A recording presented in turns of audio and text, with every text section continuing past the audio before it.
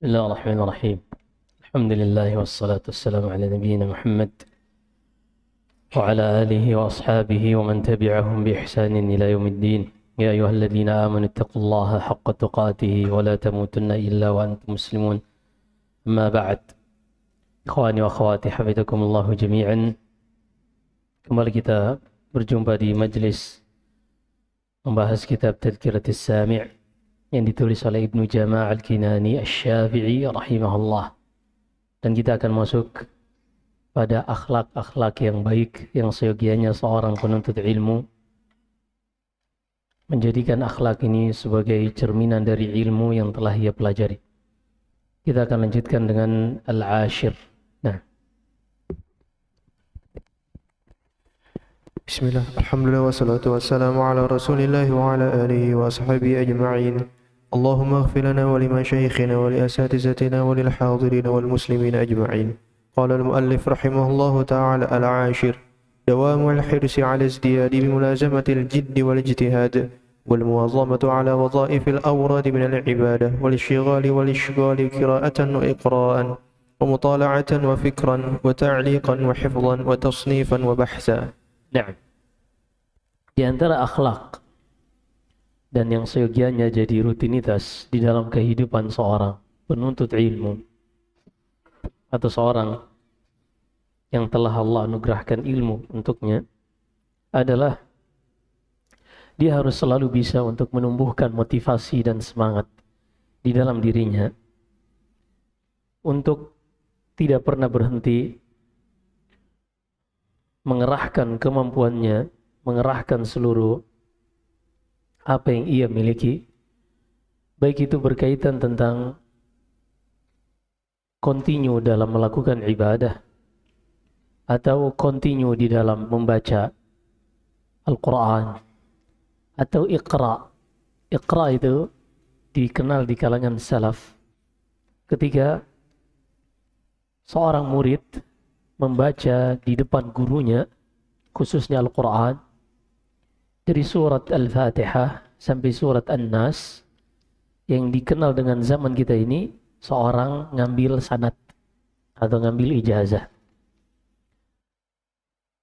Seperti disebutkan oleh Abu Abdurrahman As-Sulami rahimahullah, beliau mengatakan kanu alladhina yuqri'unana al-Quran kanu la yatajawazuna 10 ayatin hatta yata'allamuha wa ya'malu biha. Kata Abu Abdurrahman As-Sulami rahimahullah, seorang tabi'i, murid dari Abdullah bin Mas'ud dan sahabat-sahabat lainnya, ia mengatakan dahulu orang-orang yang mengikrakan kami Al-Quran, mereka dahulu tidaklah membaca 10 ayat kemudian mereka melewatinya sampai mereka selesai memahami makna-maknanya, kemudian berusaha mengamalkan 10 ayat tersebut di dalam kehidupan mereka. Maka ini iqra. Wa mutala'atan wa fikra. Begitu juga hendaknya seorang penuntut ilmu dan seorang yang telah Allah anugerahkan ilmu untuknya untuk tidak pernah berhenti dari yang namanya mutala'ah. Mutala'atul kutub ini diadopsi di dalam bahasa Indonesia menjadi kata-kata tela'ah. Ini namanya mutala'ah. Menelaah sebuah kitab, yaitu membuka dan mencermatinya satu persatu. Dan ini wazifatu talibil ilm yang hendaknya menjadi rutinitas seorang penuntut ilmu. Kalau seorang melihat di dalam kehidupannya sepertinya semangatnya kurang untuk bisa melakukan itu semua, maka hendaknya dia segera evaluasi diri. Mungkin ada yang salah dengan pertemanannya. Mungkin ada yang salah dengan gaya hidupnya. Misalnya seorang penuntut ilmu di zaman kita sekarang, penuntut ilmu itulah mereka yang dikatakan sebagai ustadz yang mengajar di majelis. Wa akhukum minhum. Penuntut ilmu itu ya seperti ini, seorang ustadz menerjemahkan kitab. Dia bukan syekh, seorang mujtahid, jauh. Dia hanya penuntut ilmu. Terkadang penuntut ilmu atau ustadz kehilangan yang namanya motivasi ini. Yang seyogianya seorang ustadz itu produktif, dia menulis kitab dan dia memiliki mutala'ah, sebagaimana kata Imam Al-Bukhari rahimahullah ketika ditanya tentang hafalannya, qala bikathratil mutala'ah wa im'anin nazar. Hafalan Al-Imam Al-Bukhari yang sangat luar biasa di antaranya adalah dikarenakan beliau sering mutala'ah dan sering muraja'ah. Muraja'ah untuk mengulangi apa yang telah pernah ia lewatkan, dan mutala'ah untuk mendalami apa yang sudah pernah ia dapatkan. Maka ketika seorang penuntut ilmu atau seorang ustadz dia mendapati nggak ada semangat untuk menuntut ilmu, maka dia cross check kembali. Mungkin ada yang salah dengan materi yang ia sampaikan. Mungkin materi yang ia sampaikan selalu materi-materi yang tidak butuh dengan muraja'ah. Materi-materi yang tidak butuh dengan mutala'ah. Yang hanya dipahami secara umum, kemudian dirangkai dengan retorika yang indah. Selesai ta'lim, semua pulang, kelar urusan.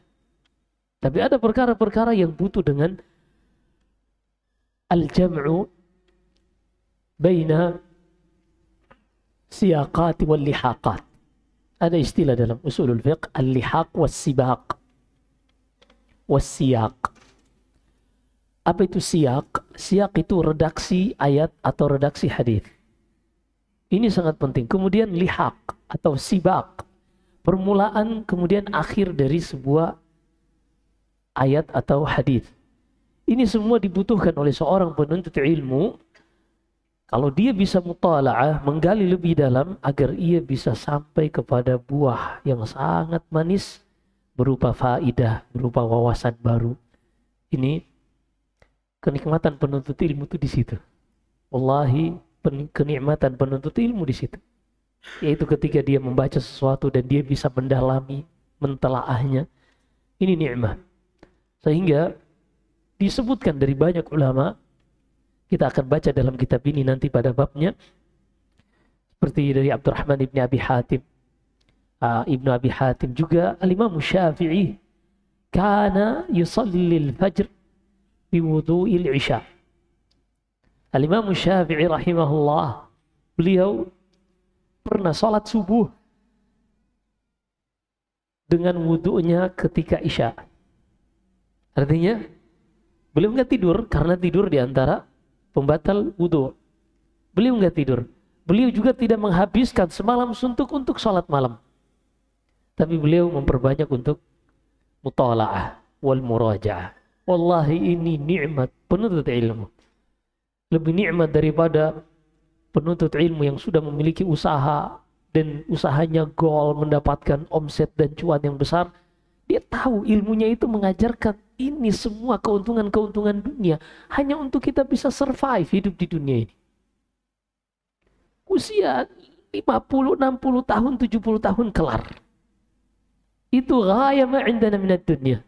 Itu yang pencapaian paling akhir dari apa yang kita miliki dari dunia ini. Tapi kalau ilmu, Allah berfirman, bal tu'thirunal hayatad dunya wal akhiratu khairun wa apakah. Sayangnya kalian lebih mendahulukan kehidupan dunia, padahal akhirat itu lebih kekal dari sisi waktu dan lebih baik dari sisi kualitas. Ada seorang penuntut ilmu yang Allah pernah anugerahkan kepadanya hafalan, baik itu hafalan Quran, hafalan hadis. Wallahi, ketika dia pernah merasakan manisnya ilmu ini, ketika dia murajaah, kesusahan mengulangi satu ayat Al-Quran atau satu hadis yang pernah dia hafal, lebih sedih baginya daripada gagal dari suatu usaha yang sedang ia bangun. Usaha yang dia bangun hari ini gagal, pindah ke usaha yang lain, kelar urusan. Tapi ketika seorang pernah hafal Quran, pernah hafal ayat Al-Quran, kemudian dia ingin mengulanginya, hilang, wallahi dia takut. Kenapa? Bisa jadi bukan dia yang melupakan Al-Quran, tapi Al-Quran yang melupakan dia. Karena Allah Subhanahu wa ta'ala berfirman di dalam surat Al-Baqarah, ma nansakh min ayatin aw nunsiha. Tidaklah ada yang kami nasakh, kami hapus ayat atau hukum dari suatu ayat, atau nunsiha, kami buat manusia melupakannya. Jadi bukan kita yang melupakan Al-Quran, Tapi mungkin Al-Quran itu yang terlalu mulia dan terlalu suci untuk berada di hati yang kotor, yang penuh dengan tendensi-tendensi duniawi yang fana ini. Wa ikhwani hafizakumullah. Apa yang kita dapatkan dari dunia ini? Udah, sampai kita mati, kelar urusan. Kalau nyisa dari apa yang kita makan dan minum, yang kita pakai dari harta kita, ya sudah, Allah pindahkan untuk keturunan kita. Allah pindahkan untuk orang lain. Itu yang kita sedang kumpulkan. Kita kerja hanya untuk survive sampai akhir dari usia kita. Tapi setelah usia kita berakhir, kita akan memasuki fase kehidupan yang tidak ada ujungnya. Itulah kehidupan akhirat. Nasallallahu alaihi. Maka mutala'ah, muraja'ah, ini bukan siksaan, wahai para penuntut ilmu. Apalagi ingatkan ini kepada mungkin antum seorang ayah atau seorang ibu yang punya anak di pesantren. Ketika pulang ke rumah, seperti kuda yang dilepaskan ikatan kakinya. Liar kemana-mana. Tidak pernah menyentuh Al-Quran untuk muraja'ah. Wallahi, bukan mereka yang akan melupakan Al-Quran. Tapi takutlah jangan sampai Al-Quran yang melupakan anak-anak kita. Yang tidak ingin Al-Quran ini berada di hati yang jelek, hati yang penuh dengan kekotoran dari hawa nafsu dunia ini. Maka kalau kita tidak mendapati motivasi, hilang motivasi kita, nggak tergerak untuk baca Quran. Padahal waktu kita tuh banyak. Wallahi untuk nyekrol Facebook, nyekrol Instagram, nyekrol YouTube, nggak ada di antara kita yang hanya menghabiskan waktu 5 menit, 10 menit. Rata-rata 1 jam. Baik itu WA, sekedar lihat status orang lain. Kan itu. Kalau seandainya waktu-waktu yang kita pakai untuk melihat WhatsApp ini, kita pakai untuk baca Quran, akan jadi kebaikan. Tapi siapa orang yang kuat di zaman seperti ini? Nah inilah yang seorang kehilangan yang namanya motivasi. Kalau kita kehilangan motivasi seperti ini, segera introspeksi diri, ada yang salah dengan kehidupan kita. Assalamualaikum. Kalau kita sudah sadari ini, cari teman-teman yang mengingatkan kita kepada hal-hal seperti ini.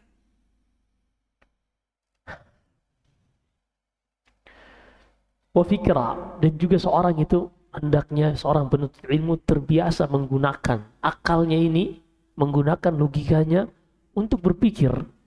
Karena ayat-ayat Al-Quran dan hadis ini tidak mungkin seorang memahaminya kecuali dengan akalnya, kecuali dengan berpikir. Tapi ingat, akal yang tunduk kepada wahyu, bukan akal yang menghakimi wahyu. Ini dua hal yang berbeda. Akal manusia yang Allah sebutkan dalam Al-Quran, ada akal yang mereka menggunakan akalnya untuk bertafakkur. Inna fi khalqis samawati wal ardi wa ikhtilafil laili wan nahari la ayatin li ulil albab. Sesungguhnya pada penciptaan langit dan bumi, pergantian siang dan malam, terdapat tanda-tanda bagi orang yang memiliki akal. Nah ini akal yang tunduk kepada wahyu Allah. Yang akal ini digunakan untuk memahami wahyu. Ada jenis akal yang kedua, Allah sebutkan dalam surat Al-A'raf. وَلَقَدْ ذَرَأْنَا لِجَهَنَّمَ كَثِيرًا مِنَ الْجِنِّ وَالْإِنسِ لَهُمْ قُلُوبٌ لَا يَعْقِلُونَ بِهَا لَهُمْ قُلُوبٌ لَا يَفْقَهُونَ بِهَا. Mereka memiliki akal, manusia-manusia yang kami masukkan ke dalam neraka Jahannam. Mereka punya akal, tapi akal mereka tidak digunakan untuk memahami ayat-ayat Allah. Justru mereka menggunakan logika mereka untuk menolak ayat-ayat Allah Subhanahu wa ta'ala. Maka fikrah seorang penuntut ilmu, dia harus terbiasa menggunakan akalnya ini. Dan fenomena yang terjadi di zaman kita sekarang, dan ini harus kita sadari dan kita ingatkan kepada generasi muda kita, yaitu fenomena yang namanya brain rot, pembusukan otak. Dan ini real, bukan cuma istilah. Pembusukan otak ini, yaitu ketika otak itu berhenti untuk berpikir, malas untuk mengeksplor. Bahkan ini harusnya terjadi ketika seorang sudah memasuki masa tua dan sepuh, tapi ini terjadi di masa perkembangan, masa pertumbuhan pada anak-anak. Pada masa vegetatif ini sudah bisa terjadi. Nasallahu alaihi wasallam. Apa itu? Yaitu ketika seorang anak dia tidak sanggup lagi memahami ucapan yang lebih dari 2 menit. Karena pengaruh dari short video, video-video pendek yang selalu dikonsumsi, menetapkan, menjadikan tertancap di dalam benaknya, mindsetnya bahwasanya sesuatu itu cukup 2 menit. Setelah 2 menit sudah melemah otaknya untuk memahami, maka dia akan menyekrol apapun yang dia saksikan. Dia akan mengganti. Nah inilah qadar Allah di zaman kita yang serba canggih ini. Hanya saja selalu ada hal-hal yang negatif yang akan berdampak buruk bagi manusia. Maka seorang penuntut ilmu ketika dia terbiasa menggunakan akalnya untuk berpikir, memahami ayat-ayat Allah dan hadis-hadis Nabi Sallallahu Alaihi Wasallam, ini diantara yang akan membantu seorang penuntut ilmu ini mengambil manfaat dari ilmunya. Wa ta'liqah yaitu memberi catatan, memberi koreksi atau memberikan sebuah kesimpulan baru terhadap apa yang dia baca. Dan disebutkan Ibnu Salah rahimahullah tentang khilaf di kalangan para ulama, apakah masih boleh ada ulama yang berijtihad untuk menyatakan hadis ini sahih atau tidak sahih. Kata Al-Iraqi rahimahullah dalam manzuma Alfiyatul Hadits, wa 'indahu at-tashih laysa mumkin fi 'asrina wa qala Yahya mumkin. Kata Al-Iraqi, Ibnu Salah mengatakan hampir tidak mungkin lagi seorang mensahihkan atau mendhaifkan hadis di zaman beliau. Tapi kata Yahya ibn Sharaf Abu Zakaria An-Nawawi rahimahullah, sangat mungkin selama terpenuhi syarat-syaratnya, selama terpenuhi dhawabit, ketentuan-ketentuannya, maka hadis itu masih mungkin dinyatakan sahih yang belum pernah dinyatakan oleh ulama-ulama sebelumnya, atau dikatakan dhaif karena mungkin ulama-ulama sebelumnya pengetahuan mereka terbatas tentang perawi-perawi yang ada di dalam sanad hadis tersebut. Wa indahu at-tashihu laysa yumkinu fi 'asrina wa qala Yahya mumkin. Nah, maka ta'liqan seorang penuntut ilmu itu, dia ketika menggunakan akalnya untuk berpikir, apalagi ketika melihat perkara-perkara kontemporer yang tidak ada pada zaman dahulu, dia gunakan akalnya ini untuk mengomentari kaidah-kaidah yang sudah ditetapkan oleh para ulama untuk sampai kepada kesimpulan yang baik. Bukan dia membuka bab ijtihad secara mutlak, tapi dia mencoba untuk mengcompare, membandingkan ucapan-ucapan para ulama dahulu, kemudian diterapkan pada kasus-kasus yang kontemporer. Ini tugas penuntut ilmu. Ini tugas penuntut ilmu, karena mau tidak mau di zaman kita ini banyak perkara-perkara yang tidak ada di zaman dahulu. Misalnya tentang blind box atau mystery box. Yaitu seorang berbelanja di sebuah marketplace dengan dana tertentu, misalnya 100.000, dan pengirimnya akan mengirimkan random, gak jelas, sebuah box yang isinya gak jelas. Ini gak ada di zaman dahulu, tapi kaidah dasarnya ada. Karena ketidakjelasan objek yang dikirim, berapa nilainya tidak diketahui, apakah sesuai dengan yang diinginkan, apakah ada aib atau tidak diketahui, maka ini dikatakan gharar. Nah, Nabi sallallahu alaihi wasallam an bai'il gharar. Nabi sallallahu alaihi wasallam melarang yang namanya jual beli gharar. Nah, yang menggugurkan tanggung jawab kaum muslimin tentang perkara-perkara seperti para penuntut ilmu yang mereka yunazzilul masail ala manaziliha. Mereka menetapkan masalah-masalah itu sesuai kedudukannya masing-masing. Dia bukan berijtihad secara mutlak, tapi memang sangat jelas di situ ada ketidakjelasan di dalamnya, dan ini disebut gharar. Dan Nabi sallallahu alaihi wasallam melarang bai'ul gharar, seperti dalam hadis Abdullah bin Umar, dan Nabi sallallahu alaihi wasallam an bai'i hablil habalah. Nabi sallallahu alaihi wasallam melarang jual beli anak janin dari rahim seekor onta atau kambing atau sapi. Jadi bai'u hablil habalah itu, kata Abdullah bin Umar, dahulu orang-orang jahiliyah datang membawa onta ke pasar, onta yang sedang hamil, lalu dia menjual kepada customernya, nih aku jual kepadamu anak dari janin onta ini. Apa maksudnya? Nanti janin dari onta ini akan lahir. Bisa jantan, bisa betina. Kalau seandainya betina dan nanti hamil lagi, baru lahir, nah anak yang kedua itu baru engkau beli. Memang lebih murah, tapi gharar, belum tentu. Yang lahir belum tentu betina, nextnya belum tentu betina juga. Sehingga ini mirip seperti blind box atau mystery box, yang mana seorang membeli sesuatu yang tidak ia ketahui, atau dalam istilah kita membeli kucing dalam karung. Walaupun beli kucing juga ada pembahasan. Nah, wa ta'liqa, maka seorang penuntut ilmu hendaknya dia terbiasa menta'liq. Dan ini biasanya menta'liq ini ketika dia membuat sebuah tahrirul masail, artinya ketika didatangkan padanya sebuah pertanyaan, dia melakukan bahas, dia melakukan pembahasan, melakukan penelitian dengan melihat dalil-dalil yang pernah dibawakan oleh para ulama dengan permasalahan yang mirip seperti itu yang belum ada di zaman dahulu.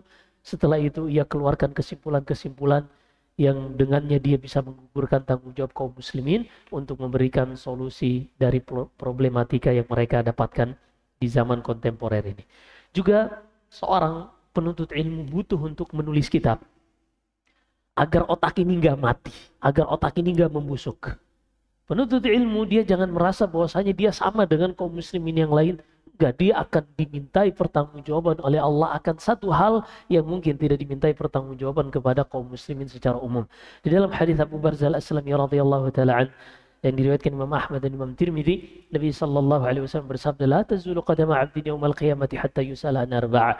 Seorang itu akan berdiri di hadapan Allah dimintai pertanggungjawaban akan 4 hal, dia tidak akan bergeser sampai dia bisa menjawab keempatnya. Di antaranya adalah wa an ilmihi fi ma 'amila fi. Seorang muslim akan ditanya tentang ilmunya, sejauh mana dia manfaatkan, dia amalkan ilmu tersebut. Kemudian kata penulis rahimahullah wa hifdzah, dan seorang penuntut ilmu itu tidak pernah berhenti untuk menghafal. Dan menghafal ini ajib. Kata Ibnu Utsaimin rahimahullah, Syekh Muhammad bin Shalih Utsaimin rahimahullah, beliau mengucapkan ini ketika usia beliau sudah di atas 60 tahun. Beliau sudah menjadi mujtahid, menjadi mufti. Kata beliau, "Ma baqiya lana mimma 'alimna illa ma hafidna." Tidak ada yang tersisa dari apa yang pernah kami pelajari kecuali apa yang kami hafal. Tidak ada yang tersisa dari apa yang pernah kami pelajari kecuali apa yang kami hafal. Dan hafalan inilah yang akan menjadi modal seorang penuntut ilmu untuk bisa mengetahui permulaan dan penghujung dari sebuah permasalahan. Apalagi di zaman sekarang, zaman ketika kita sudah didahului oleh ulama-ulama yang luar biasa keilmuan mereka, jazakumullah khairan, yang mana mereka membuatkan ringkasan, rangkuman bagi kita tentang setiap disiplin ilmu yang ada di dalam Islam. Lebih hebat dari itu, para ulama ini telah membuat yang namanya maghzumat, bait-bait syair yang mudah dihafal dan mudah untuk dihadirkan ingatan hafalannya untuk setiap disiplin ilmu. Baik itu dari ilmu bahasa Nahwu, ada Alfiyah bin Malik. Kemudian ilmu faraid, ada Rahabiyah, ada Ja'bariyah. Begitu juga dalam usulul fiqh, maraqis su'ud, qawaid fiqhiyah. Begitu juga dalam masalah tafsir, dalam masalah semuanya. Termasuk masalah aqidah, masalah tauhid, semuanya sudah ada dari para ulama. Sehingga seorang penuntut ilmu yang pernah menghafal manzumah dan bisa menghadirkan hafalannya tersebut, dia telah mengetahui tentang disiplin ilmu tersebut dari awal sampai akhir. Dari awal sampai akhir. Seorang yang menghafal manzumah tentang akidah, maka dia akan mengetahui akidah para sahabat dari awal sampai akhir dari hafalan tersebut. Begitu juga tentang ilmu hadis, telah ditulis oleh Al-Imam Abdurrahim ibn Husayn Al-Athari yang dikenal dengan Al-Iraqi rahimahullah, 1000 bait berkaitan tentang ilmu hadis. Siapa saja yang pernah menghafalnya, sangat mudah untuk dia memahami tentang jelimetnya ilmu hadis tapi dia bisa menarik benang merah dari hafalannya tadi. Nikmat. Kita hidup sebenarnya di zaman yang semuanya serba dimudahkan oleh Allah Subhanahu wa Ta'ala. Tapi ingat, ketika semuanya juga sudah dimudahkan, maka hisabnya tidak akan dimudahkan. Sebaliknya zaman dulu yang disusahkan fasilitasnya, hisab mereka akan dimudahkan. Kenapa? Karena mereka memiliki uzur. Ya Allah jauh, ya Allah di ujung dunia sana, ya Allah dan seterusnya. Gak ada kendaraan, gak ada transportasi. Zaman sekarang ada fasilitas yang dahulu mungkin kita bisa capai, para ulama atau guru untuk kita belajar mungkin berbulan-bulan, sebagaimana halnya Jabir bin Abdullah radhiyallahu anhu mendatangi Abdullah bin Unais perjalanan 1 bulan. Zaman sekarang gak ada 1 bulan 1 bulanan. Paling lama gak ada yang nyampe 24 jam. Jarak ke Amerika saja yang paling jauh ditempuh dalam 16 sampai 18 jam. Abadan. Maka ketahuilah di zaman kita sekarang dengan segala fasilitas yang dimudahkan, sepertinya hisab kita tidak akan dimudahkan untuk melewati pertanyaan setiap waktu dan fasilitas yang Allah berikan kepada kita. Sebaliknya di zaman dahulu yang mungkin mereka keterbatasan ini berikan mereka uzur di sisi Allah Subhanahu wa Ta'ala. Ketika kita sadar akan hal ini, tapi ternyata mayoritas rutinitas dan kehidupan kita masih semuanya untuk dunia, segera koreksi kembali langkah kita. Periksa kembali hati kita. Apa mungkin kita sudah dikuasai oleh syahwat dunia, sudah dikuasai oleh hawa nafsu, sehingga kita tidak tertarik lagi dengan akhirat. Nasallahu alaihi wasallam. Ingat ayat yang selalu kita bacakan di setiap hari Jumat. Jadikan ini sebagai pengingat kita, bal tu'thirunal hayatad dunya wal akhiratu khairun wa abqa. Sayangnya kalian itu lebih mendahulukan kehidupan dunia karena memang wawasan kalian cuma sampai tentang ilmu dunia. Karena seorang untuk mengetahui akhirat, dia nggak akan bisa dapatkan di pasar, di mall, di tempat kerja, nggak dapet. Kalau dia ingin mengetahui wawasan tentang akhirat, cari di dalam Al-Quran dan Sunnah. Gak akan seorang itu dapat tentang wawasan berkaitan tentang sirat, jembatan yang akan dilewati oleh setiap manusia yang merupakan fase terakhir dari perjalanan sebelum sampai di Qantarah. Kalau dia selamat, kelar urusan. Tapi kalau dia tidak selamat, gak akan pernah kelar urusan. Ini gak mungkin antum bisa dapatkan di lapangan badminton, di lapangan futsal, abadan. Atau di tempat gym, atau di dapur yang antum habiskan waktu di tempat itu, atau di tempat kerja, atau dimanapun. Atau di jalanan sebagai driver online misalnya. Abadan, gak akan pernah dapat yang seperti ini. Maka ketika Allah masih izinkan kita memiliki sisa-sisa waktu, wallahi ba'dal maghrib sampai isya, masjid ini masih sepi. Gimana caranya kita mencari uzur di hadapan Allah Subhanahu wa Ta'ala? Ustadz online, itulah yang akan meruntuhkan motivasi dan semangat antum.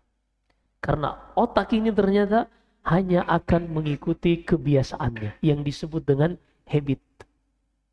Kalau seorang sudah punya yang namanya habit, kebiasaan ini, susah untuk diubah. Susah untuk diubah. Kita sudah bacakan biografi Abu Ishaq As-Sabi'i rahimahullah. Abdullah ibn Amr Abu Ishaq As-Sabi'i rahimahullah. Karena ia sudah membangun habitnya sejak masa muda. Setiap malam ia membaca dalam sholat malamnya 1000 ayat. 1/6 Al-Quran. Berarti 5 juz. Karena Al-Quran 6000 sekian ayat. 1/6 Al-Quran dia baca dalam 6 hari. Khatam. Ketika ia sudah mencapai usia 100 tahun. Berat untuk berdiri. Susah. Kalau berdiri dia butuh bantuan orang untuk membopongnya agar bisa berdiri. Tapi kalau sudah berdiri, beliau akan sholat malam. Dan beliau hanya bisa membaca dalam usia sudah tua ini, hanya bisa membaca dalam satu malam Al-Baqarah dan Al Imran. Dia udah nggak bisa menghindar dari yang namanya habit, kebiasaan. Ketika kebiasaan yang ia bangun dari masa mudanya baik, itulah yang akan dia nikmati di masa tuanya. Sebaliknya seorang yang menghabiskan masa mudanya dengan nyekrol, media sosial, hal-hal yang sia-sia, yang nggak ada manfaatnya, nongkrong dan seterusnya. Tiba-tiba ketika usia 60 tahun bisa berubah jadi seorang yang kuat membaca buku gitu. Seorang yang kuat duduk talim. Badan. Man yazra' yahsud. Siapa yang menanam suatu bibit, yang akan ia panen adalah bibit yang ia tanam tersebut. Seorang yang menanam bibit stroberi, dia tidak mungkin memanennya dalam bentuk apel atau dalam bentuk buah anggur misalnya. Mustahil. Mustahil. Yang akan ia panen adalah apa yang ia tanam. Hanya karena masa muda ini masa otak kita sangat encer, hawa nafsu sangat tinggi, dan kemampuan fisik untuk mengeksplor sangat kuat, itulah yang banyak melalaikan kita. Sehingga kata Nabi SAW dalam Sahih Bukhari, ni'matani maghbunun fihi katsirun minan nas, as-sihhatu wal faraq. Dua nikmat mayoritas manusia merugi karena tidak bisa memanfaatkan dua nikmat ini, yaitu nikmat kesehatan pada fisik dan nikmat kelapangan pada waktu. Dua nikmat ini yang sangat luar biasa. Dan luar biasa, dua nikmat ini nikmat yang tidak bisa dihargai dengan uang. As-sihhatu wal faraq. Ini nggak bisa dibeli dengan uang. Allahu musta'an. Wa tasnifan wa bahtha. Wa bahtha. Kemudian kata penulis rahimahullah, dan hendaknya seorang penuntut ilmu juga dia menjadikan di antara rutinitas kehidupannya menulis kitab. Dan di antara yang membantu seorang untuk termotivasi, seorang penuntut ilmu agar termotivasi dalam menulis kitab, selain sebagian manusia, afanallah min hadhihi niyah, sebagian manusia menulis kitab tujuannya untuk cuan. Apalagi kalau dia menulis satu jilid, satu judul, ketika dia membuka PO, pre-order, belum cetak, sudah laku sekian ribu eksemplar. Wah, ini cuannya luar biasa. Nah, ini motivasi. Orang-orang seperti ini nggak bisa kita ingkari karena kita tidak mengetahui niatnya. Kita husnudzan, mungkin niatnya baik, dan itu adalah nikmat yang Allah berikan untuknya. Kalaupun niatnya buruk, nggak akan merugikan kita. Di dalam Sahih Bukhari, Nabi SAW bersabda, Innallaha la yansuru hadad din walau birrajulil fajir. Allah akan menolong agama ini walaupun dengan orang yang fajir, orang yang jelek niatnya, dia tujuannya berdakwah untuk mencari dunia, mencari followers, memperbanyak jamaah untuk mendapatkan keuntungan dan cuan, tapi ia tidak sadar Allah memakainya untuk memperkenalkan sunnah kepada manusia. Allah menggunakannya untuk menyebarkan dakwah melalui orang tersebut. Maka ketika kita berinteraksi dengan orang yang dia tidak melakukan perkara yang haram, kita lihat itu mubah, jangan pernah menghakimi niat orang lain. Kita tetap husnudzan, kalaupun memang niatnya jelek, ingin mencari cuan dengan agama, kajian berbayar dan seterusnya, kita tidak pernah menghukumi niat orang lain. Kalau memang niatnya jelek, mungkin saja orang ini di antara manusia-manusia yang Allah pakai, walaupun dia tujuannya jelek, tapi untuk kebaikan bagi sebagian kaum muslimin. Hadis ini disebutkan oleh Nabi SAW ketika berjihad. Ada seorang yang jihadnya sangat hebat. Ternyata jihadnya untuk dikatakan dia pahlawan. Dikatakan dia pahlawan. Maka kata Nabi SAW, Innallaha la yansuru hadad din walau birrajulil fajir. Allah akan menolong agama ini walaupun dengan seorang yang fajir, ahli maksiat. Dan ini juga menjadi cambukan bagi kita yang mungkin Allah Subhanahu wa ta'ala izinkan kita berkecimpung di dalam dakwah, menjadi bagian dari DKM, menjadi bagian dari panitia kajian, atau menjadi bagian dari yang menyampaikan dakwah. Jangan terlalu bangga. Mungkin saja Anda di antara orang fajir yang Allah pakai untuk kemaslahatan dakwah. Nasallallahu alaihi wasallam. ثم قال رحمه الله ولا يضيع شيئا من أوقات عمره في غير ما هو بصدده من العلم والعمل إلا بقدر الضرورة من أكل أو شرب أو نوم أو استراحة لملل أو أداء حق زوجة أو زائر أو تحصيل قوت وغيره مما يحتاج إليه أو لألم أو غيره مما يتعذر معه الاشتغال فإن بقية عمر المؤمن لا قيمة له ومن استوى يومه فهو مغبون وكان بعضهم لا يترك الاشتغال لعروض مرض خفيف أو ألم لطيف بل كان يستشفي بالعلم ويشتغل بقدر الإمكان. Yushghilu dalam nuskah lain wa yushghilu nafsahu, ada di sini nafsu. ويشغل نفسه بقدر الإمكان كما قيل إذا مرضنا تداوينا بذكركم ونترك الذكر إجلالا فننتكس وذلك لأن أحيانا أحسن ونترك الذكر أحيانا فننتكس. نعم ونترك الذكر أحيانا فننتكس. كيف أو زد شوي. وذلك لأن درجة العلم درجة وراثة الأنبياء ولا تنال المعالي إلا بشق الأنفس وفي طيب. Kata penulis rahimahullah, dan hendaknya seorang penuntut ilmu ia tidak menyia-nyiakan waktu yang ia miliki.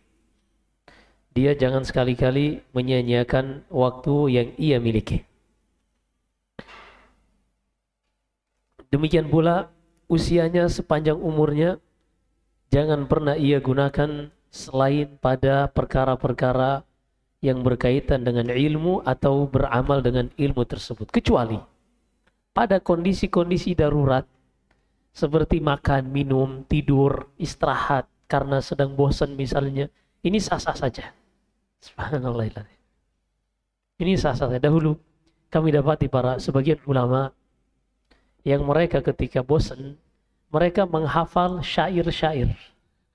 Jadi ketika bosan menghafal syair, karena di dalam syair ini ada kadang makna-makna yang membuat seorang semangat. Itu ketika mereka bosan. Jadi bosannya bukan untuk perkara-perkara yang sia-sia juga, tapi untuk perkara-perkara yang bermanfaat. Hanya saja berpindah dari satu disiplin ilmu kepada disiplin ilmu yang lain. Begitu juga janganlah ia menyia-nyiakan waktunya kecuali untuk menunaikan hak istrinya misalnya, atau ada yang berkunjung ke rumahnya bertamu, atau mungkin dia untuk mencari makanannya untuk hari itu, atau perkara-perkara yang memang bagian dari kebutuhan hidup, atau dikarenakan dia sedang merasakan sakit yang membuatnya susah untuk terus melanjutkan kesibukannya dalam ilmu. Adapun selain dari darurat-darurat ini, maka tidak ada lagi kebaikan bagi usia seseorang kecuali yang digunakan dalam kesibukan ilmu. Dan barang siapa yang hari ini dan hari esoknya sama, atau hari ini dan hari sebelumnya sama, maka dia adalah seorang yang merugi.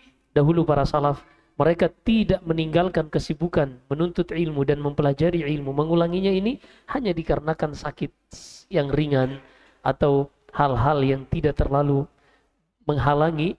Sebaliknya mereka terkadang menjadikan ilmu ini sebagai obat, dan mereka menyibukkan diri mereka dengan ilmu walaupun dalam keadaan sakit-sakit yang ringan semampunya. Sebagaimana ucapan seorang penyair, dahulu ketika kami sakit, kami berobat dengan mengingat kalian, dan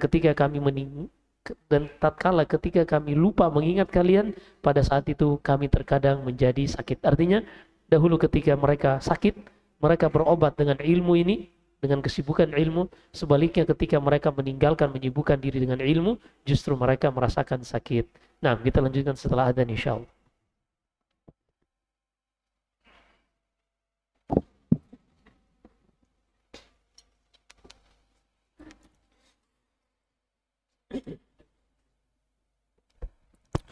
Allahu Akbar, Allahu Akbar,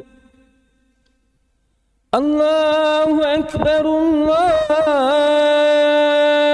Akbar. Asyhadu an la ilaha illallah.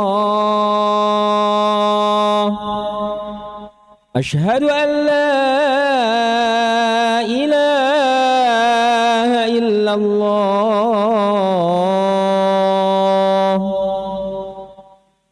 أشهد أن محمد رسول الله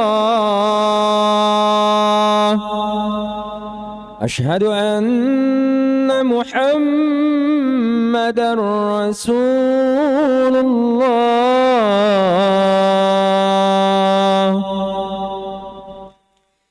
حي على الصلاة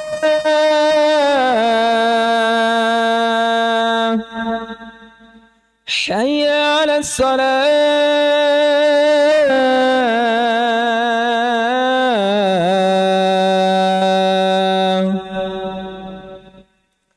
حي على الفلاح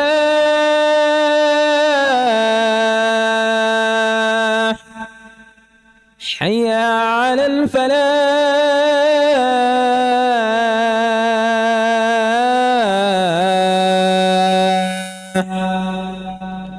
الله أكبر الله أكبر لا إله إلا الله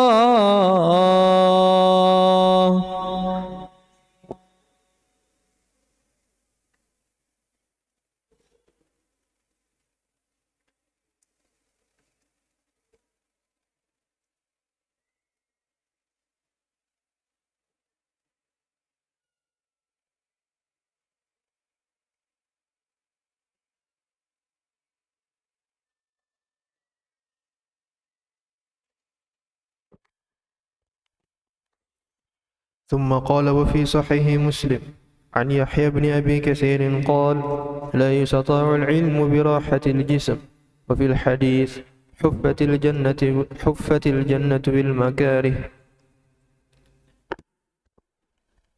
Kemudian beliau membawakan azhar dari Yahya bin Abi Katsir rahimahullah di dalam Sahih Muslim. Kata Yahya bin Abi Katsir, la yunalul ilm, la yustata'ul ilmu birahatil jism. Ilmu itu tidak akan didapatkan dengan santai-santai saja. Ajibnya, azhar ini dibawakan oleh Imam Muslim rahimahullah di dalam sahihnya setelah beliau membawakan azhar-azhar tentang salat yang sangat banyak jalurnya. Yang terkadang satu hadis, satu matan beliau sebutkan berbagai jalur. Lalu beliau bawakan azhar ini, ilmu itu tidak akan didapatkan dengan bersantai-santai saja. Tujuannya, artinya beliau telah capek mengumpulkan semua jalur periwayatan tentang salat tadi. Kemudian beliau menghibur dirinya, Al-Imam Muslim Ibn Hajjaj An-Naisaburi rahimahullah. Beliau mengatakan ilmu itu tidak akan bisa didapati dengan bersantai-santai saja.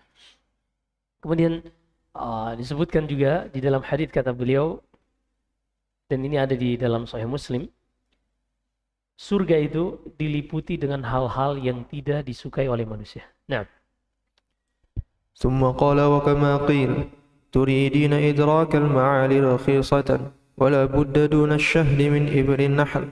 Nah, kemudian beliau membawakan ucapan Al-Mutanabbi.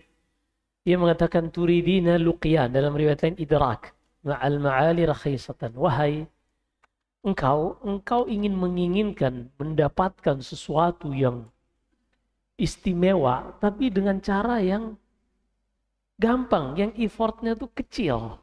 Ini bertentangan dengan sunnatullah. Sesuatu yang bisa, yang istimewa itu hanya akan bisa didapatkan dengan cara yang istimewa juga. Sebagaimana dalam riwayat lain seorang penyair mengatakan, laulal masyaqqatu sadan nasu kulluhum al-judu yufqir wal iqdamu qattalu. Kalau bukan karena effort yang susah, proses yang panjang dan berat, niscaya semua orang jadi pemimpin. Tapi karena berat, sedikit yang jadi pemimpin. Karena berat, sedikit yang jadi pemimpin. Kalau seandainya jadi pemimpin itu gampang, semua orang ingin jadi pemimpin, kan enak. Tapi ternyata engkau menginginkan sesuatu itu yang istimewa, tapi dengan cara yang mudah. Padahal seorang untuk mendapatkan asyahad. Asyahad itu madu yang murni yang langsung diambil dari sarangnya. Padahal untuk mendapatkan madu yang murni langsung dari sarangnya konsekuensinya seorang harus siap untuk disengat lebah. Nah, ثم قال وكما قيل لا تحسب المجد تمرا أنت آكله لا تبلغ المجد حتى تلعق الصبر. Jangan pernah engkau menyangka untuk mendapatkan suatu kehormatan dan kedudukan yang istimewa itu hanya seperti memakan korma. Gampang, enteng. Hanya ambil, masukin mulut, selesai urusan. Padahal yang namanya kehormatan dan kedudukan istimewa itu tidak mungkin bisa didapatkan kecuali dengan seorang menelan pil pahit kesabaran. Nah, ثم قال وقال الشافعي رضي الله عنه حق على طلبة العلم بلوغ غاية جهدهم في الاستكثار من علمه والصبر على كل عارض دون طلبه وإخلاص النية لله تعالى في إدراك علمه نصا واستنباطا والرغبة إلى الله تعالى في العون عليه. Berkata Imam Syafi'i rahimahullah, adalah perkara yang tidak bisa dihindari seorang penuntut ilmu, dan ini merupakan kewajiban baginya agar dia mengerahkan seluruh kemampuannya di dalam mengumpulkan ilmu ini dan memperbanyak ilmu ini. Kemudian setelah ia mengerahkan seluruh kemampuannya, dia harus mempersiapkan kesabaran setebal mungkin di dalam menghadapi segala hal yang mungkin tidak sesuai keinginannya di dalam jalan menuntut ilmu ini.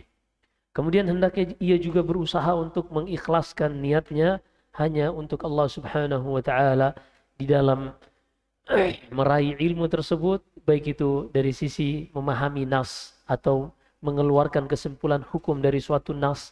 Begitu juga dia berusaha menjadikan keinginan dan cita-citanya hanya kepada Allah Subhanahu wa Ta'ala, agar Allah Subhanahu wa Ta'ala menolongnya dalam perkara tersebut. ثم قال وقال الربيع لم أرى الشافعي رضي الله عنه آكلا بنهار ولا نائما بليل لاشتغاله بالتصنيف. Dan berkata Ar-Rabi' ibn Sulaiman, murid masyhur dari Imam Syafi'i rahimahullah, ia mengatakan, aku tidak pernah melihat Imam Syafi'i itu makan di siang hari dan tidur di malam hari dikarenakan beliau sibuk untuk menulis. Nah, dan Imam Syafi'i terkenal ulama yang paling produktif. Bahkan ilmu hadis, ilmu usulul fiqh, di sebagian ulama menisbatkannya Al-Imam Syafi'i yang pertama kali meletakkan kaidah-kaidah dasar dari ilmu usulul fiqh dalam kitabnya Ar-Risalah. Begitu juga mustalahul hadis beberapa dalam kitabnya Ar-Risalah ini. Adapun kitabnya Al-Um fahadits wala haraj.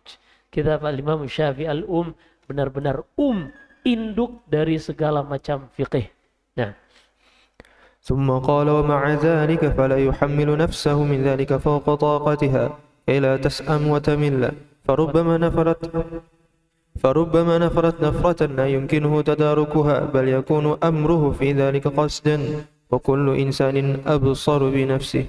Nah, hanya saja para ulama ini dengan mereka mengerahkan seluruh kemampuannya, mereka juga selalu bersikap balance, bersikap pertengahan dalam perkara-perkara tersebut. Yaitu mereka menyadari kemampuan mereka sehingga tidak terlalu dipaksakan yang membuat mereka patah semangat, yang membuat mereka kehabisan lagi yang namanya semangat, tapi mereka berusaha untuk menyeimbangkan antara terkadang mencari nafkah, kemudian terkadang dia menuntut ilmu, kemudian terkadang dia menulis, terkadang dia murajaah, dan setiap kita memahami dan lebih paham tentang dirinya masing-masing. Baik, Habis Sofi. Baik, ini bisa kita sampaikan dari kitab kita. Next, insyaAllah kita bahas tentang akhlak yang ke-11 biidnillahi ta'ala. Wallahu a'lam. Sallallahu alaihi wa baraka nabiyina Muhammad. Subhanakallahumma wa bihamdik. Asyhadu an la ilaha illa anta astaghfiruka wa atubu ilaik. Wassalamualaikum warahmatullahi wabarakatuh.